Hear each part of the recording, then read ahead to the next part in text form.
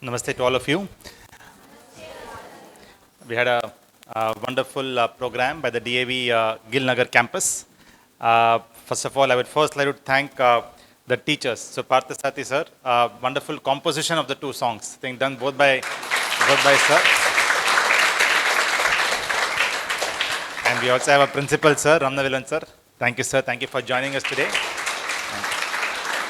And other teachers are there? Yeah, Malikeshwaran sir. Malikeshwaran sir is there. Thank you sir, thank you sir. Meenakshi ma'am, please. Meenakshi ma'am. Yes, namaste ma'am. Yes, sir. Sangeeta ma'am also. Thank you. Namaste. And all the children did a wonderful job, isn't it? In terms of the talk show and the two bhajans, sung extremely well. Thank you all. You also joined us in large numbers. So good that you also enjoyed the experience. Yeah. So before we go forward, we will have the children, then the talk show, what did they speak about? What did we speak about in the talk show? Dharma Sadhanam, and you spoke about body, soul, spirit. Use the word spirit, right? So this question of who am I, right, has grappled all of us, mankind, for a very, very, very long time, since time immemorial. Who am I, right? So what is this body? What is this soul? Is there something else? What else is there? What are the terms that we use? We use body. We use soul or spirit. What else? Mind. Right? What else? Intellect.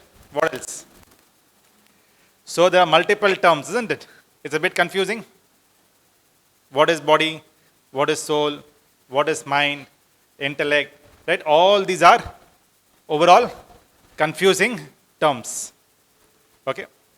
So, we'll spend about 5-7 minutes, and also one more reason. Generally, we wind up by 9:30, but the breakfast is also taking some time.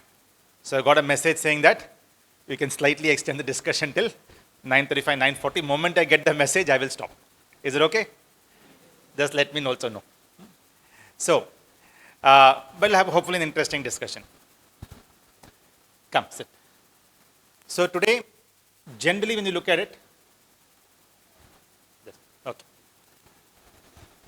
So generally when you look at it, we associate ourselves maximum with what? With our body, isn't it? You look at a particular face and you say a name, isn't it? And that's how you identify yourself. If I ask who are you, you'll immediately give your name, isn't it? Which is associated with your face in some sense, isn't it? We all look at the face and say, okay, he is so and so, isn't it? So in a way, it's associated with the body. Okay. Now, tell me one thing. What's the difference between, say, you as a body and, say, a car? Right? Is your body a machine? Can you say a body is a machine? No. Your body, if you think about it, is, look at a car and look at your body. Okay? If you think about it, both are machines. Is car a machine? Why? Because in a way you put fuel into it, right? It generates energy, power, right? The car moves. There's an exhaust system, right? And then you need to fill more fuel. There's energy generated. There's performance. Once again, there's an exhaust, isn't it? That happens with regard to a car, isn't it? Yes. Does it happen with regard to your body as well? Very similar process? Yes. Right? We all have food every day, which is nothing but fuel. Right? And because of that food, it breaks down into proteins, etc., all that, and you generate what? Energy. Because of energy, you're able to perform various actions, activities, isn't it? And we also generate waste in this body? Yes. So if you think about it, there is lot of similarity between, say, a car, which is a machine, and this body, which is also a machine. Okay. Make sense? Are you with me? Okay. Now, can this body always be repaired? Can this body always be repaired? To some extent, yes. You go to a doctor, isn't it? There's a problem in this body, what do? You go to a allopathic, Ayurvedic, homeopathy, whatever you believe in. You go to a doctor. and you take a medicine and you do what? You repair this particular body. Do you repair a car as well? Yes, you repair a car as well. There's a problem, take it to a mechanic, isn't it? Can you repair a car, however bad it is? Can you repair a car? Yes. You can change the engine, you can change the tire. A lot of times you see, right? Vintage cars, 100, 150-year-old car also is repaired and it is driven. A car can always be repaired. Can this body always be repaired? The answer is no. Right? You can take a very young person, right? Suffers a massive heart attack and what we call, say, passes away. After that, you can transplant every organ of the body.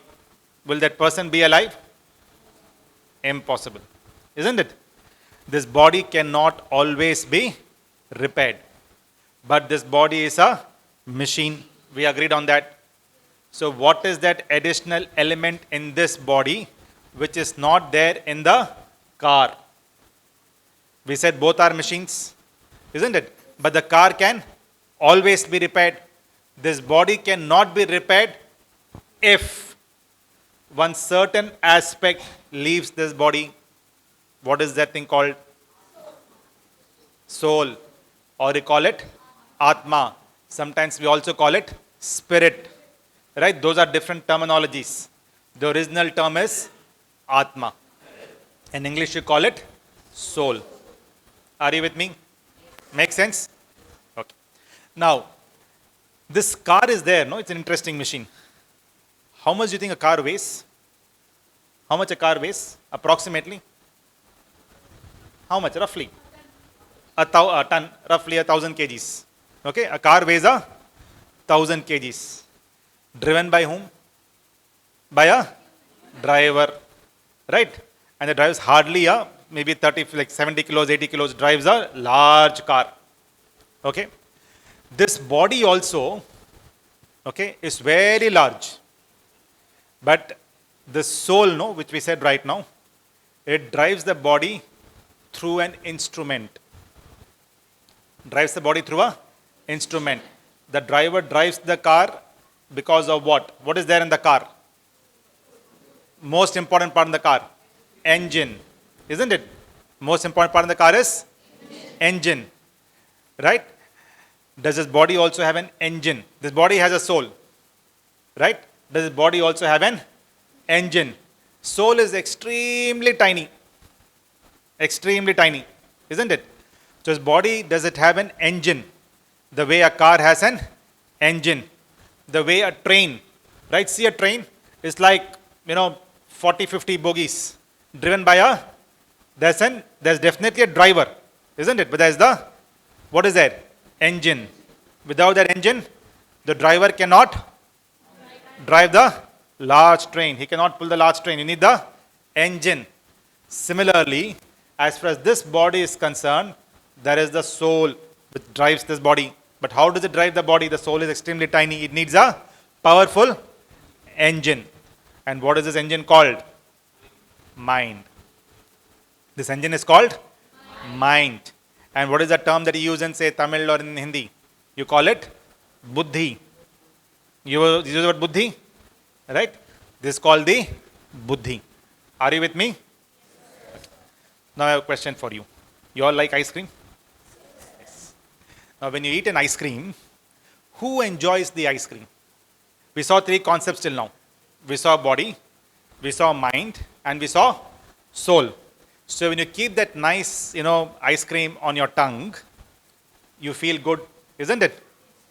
Who enjoys this ice cream? Is your body, that means the tongue is enjoying the ice cream. Tongue is part of the body? Yes, isn't it? So is your tongue enjoying the ice cream? Is your soul enjoying the ice cream? Is your mind enjoying the ice cream? We saw three concepts till now. Body, mind, and soul. Who is enjoying this ice cream? Mind? Body? There is a tongue? Right? So we are all obviously confused. Okay, amongst the children, we'll do a quick poll. How many of you think it's body or the tongue? Okay. How many think it is, what do all of you think? Mind. Okay. Anyone think soul as well? One person thinks soul also. Very good. Okay. So do a quick poll. So, three concepts, right? Body, mind and soul. And the big question is, who enjoys this ice cream? So we just discussed, body is like a machine. Can a car enjoy an ice cream? Can a car enjoy an ice cream? No, right? Impossible. So it cannot be this body. So this tongue does not enjoy the ice cream. Okay. Now let's come to mind. I said mind is like an engine of a car. Right? So can the engine of a car enjoy an ice cream? No, not possible.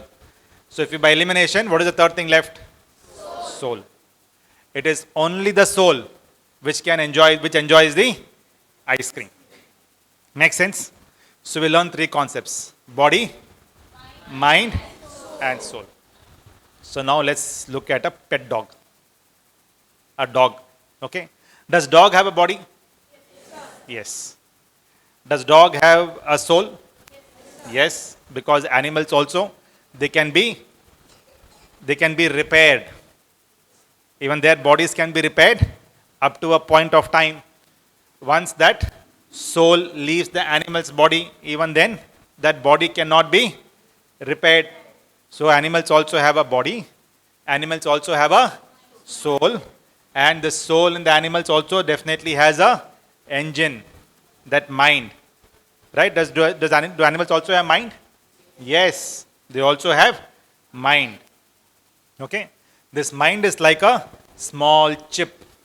How you have a laptop, desktop, you have a chip in it, right? Even a mobile phone, you have a small chip, isn't it? So mind is that chip, that small chip. Extremely powerful instrument. Extremely powerful instrument. So this powerful instrument helps you run you sleep, you eat, all of this, everything what you do is finally through the mind, that chip. Okay? So animals also have body, animals also have mind, animals also have soul. Then what is the difference between human beings and animals? We also have body, mind, soul. They also have body, mind, soul. Right? So what is the difference? Animals also have senses. 5 organs, they also have, no? Eyes, nose, all they also have. So what is the difference? Body, mind, soul, you have. Body, mind, soul, they also have. What is the difference between the two then? Because apart from this, body, mind and soul, we human beings have something called intellect. Something called? Intellect. Tell me one thing. Can animals learn on a continuous basis? No, right? Do human beings learn on a continuous basis? The answer is yes, isn't it? But do animals also have? So animals have what we call instinct. What you and I have is knowledge. Human beings have knowledge. Animals have instinct. In few cases, animals are better than us. For example, when you use dogs for what? Also for smelling, to identify any explosive material. Why? Because their sense of smell is more powerful than what we have. Okay. There are many things that, for example, today a newly born calf, can swim. You know about that? A newly born calf can swim right away. Can a human baby swim right away? No, isn't it? So animals have something which is like, factory made. You get something like factory made. So factory made, they have something called instinct. They are born with that. Okay. Little bit alone they can learn, not much. Okay. Whereas human beings, they have a very powerful mind which can develop through. We have a mind, you have an intellect, and this intellect develops through knowledge. So body, mind, and soul. These three are absolutely common. As far as humans are concerned, they have intellect. Animals have instinct. Right? And this intellect that human beings have, that gets developed through what? Knowledge. Gets developed through knowledge. Right? A human small baby, right? Does it gain knowledge only in schools, or even before that is gaining knowledge? Only in schools. Before that also. Today, like a 10-year-old, like a small baby, year-old as well, is doing what? Is continuously noticing the environment around. Right? And he's seeing what is happening around him. He's learning from there. He's picking up words from there. Right? Human beings, we have this very powerful intellect through which we are able to gain knowledge. And this intellect helps us in taking decisions. Do animals really take decisions in the way we take decisions? Do they do that? No. Right? The animals don't take decisions the way we take decisions. And that is why, as far as animals are concerned, there is no right or wrong. There is no right or wrong. Today, if a dog bites you, is there really something right or wrong in that? Not really. Right? It was instinctive. A cow strays in someone else's field. Is there right or wrong in that? No, because the cow does not really know as to which field. Just goes from one field to the other. There is no right or wrong over there. So as far as animals are concerned, right, they have body, they have mind, they have soul, and they have instinct. They don't have knowledge and decision making the way we do. Right? So we have this knowledge, we have the intellect which develops through knowledge. And this knowledge is gained not only in schools and colleges, it is gained right day after day after day, every day. You constantly gain knowledge, okay, and which helps you take better intellect and therefore better decisions. Okay, are you with me? Right. So now one final distinction. So animals is fine. Now within human beings, let's take an example. Okay, so you have two children, and they do extremely well. They go to the same school. Okay, right from say LKG till class 12, they get to the same college, and a very good college. Okay. Say NIT Trichy, okay, and they're getting into computer science, and they do extremely well. Both of them are together, right from when? Right from LKG till class 12, same college, same course, the entire 17, 18 years, like 14 in the school, plus about 4 years.